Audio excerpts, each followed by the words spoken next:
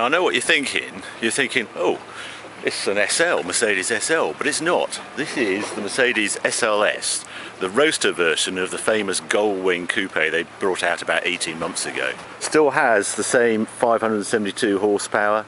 It's a premium of about £8,000 over the coupe, which actually doesn't look too bad value to me. But the Gullwing doors have gone. It's a bit of a shame really, because they were such a statement to this car. This car they rate at 1660 kilos, but they use the DIN scale, so that includes a driver and luggage, so you can easily take 100 kilos off that. And then a bit of fuel, if you'd use the Italian way of weighing cars, which they put them in an oven for about a week and see just how dry they can get it, so no fuel, no liquids, no oil, no nothing, you're probably about 1500 kilos, 1480, 1500 kilos for this car. And that's light actually, especially when you've got 572 horsepower to play with.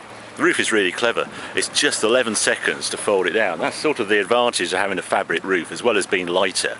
It tucks away. There's no covers to go over it. It's a bit like a Boxster. It just, the top lays down, and that's the finish, flush finish. Very good.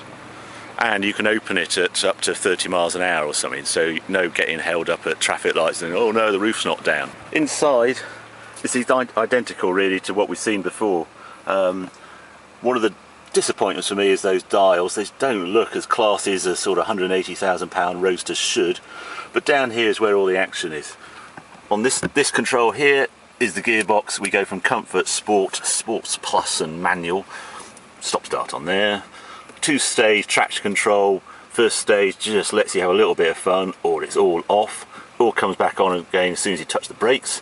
And then new on this SLS, and they're going on the coupe as well, is electric dampers. So again, there's Comfort, Sport and a Sports Plus setting, just getting firmer with each one.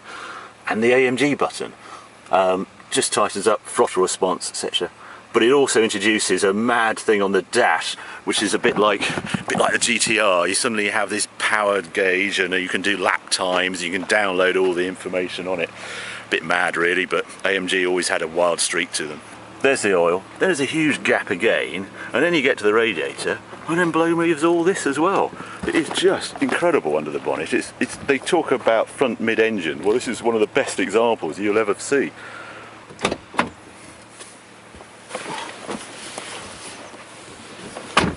It's just like the SLS, it's keyless go, hit the button.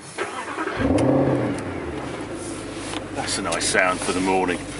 Don't need a coffee with a noise like that in your garage. There's no valves in this exhaust. It's always like this. There's no playing around and setting a sports button and suddenly it gets even louder. Like this all the time.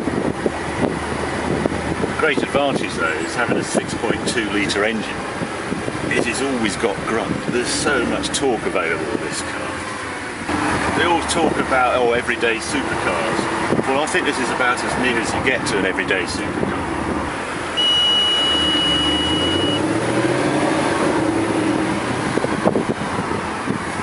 Sometimes I wish it wasn't quite so big.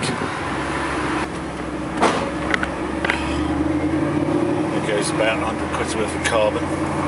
Something that's new on this SLS Roadster is these electronic dampers, and they're meant to help ride.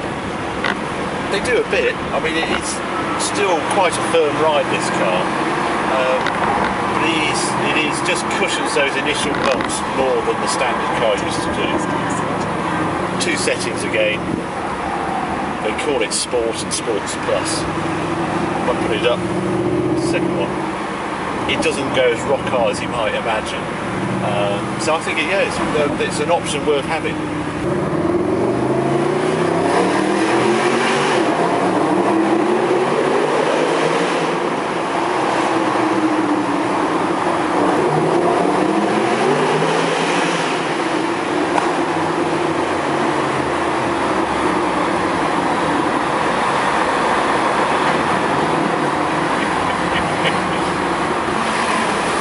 40 might be quite good in tunnels. Now some of the dislikes. The gearbox. It still doesn't do what you tell it to sometimes. You think, did I press up? Sure, I tried to change gear and it doesn't respond. You can't quite work out what's happening. I don't like the paddles on the wheel. They feel cheap. This is a £76,000 car. It should have proper paddles. thing I don't understand about this gearbox, it works so well in the Ferrari. It shares it with a 458 and it shares it with the California. And I think that car sort of exposes this car a little, the California. The California list price is 146,000.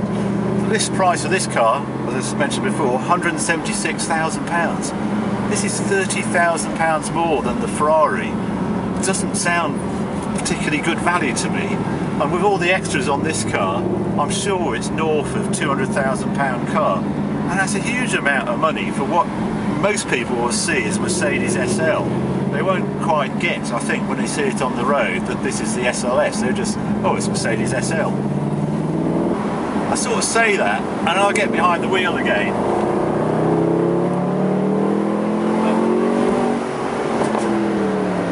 And you can't help but love that engine. Very enjoyable car, whatever you say about the SLS. Yes, it's too expensive. Boy, it's fun though.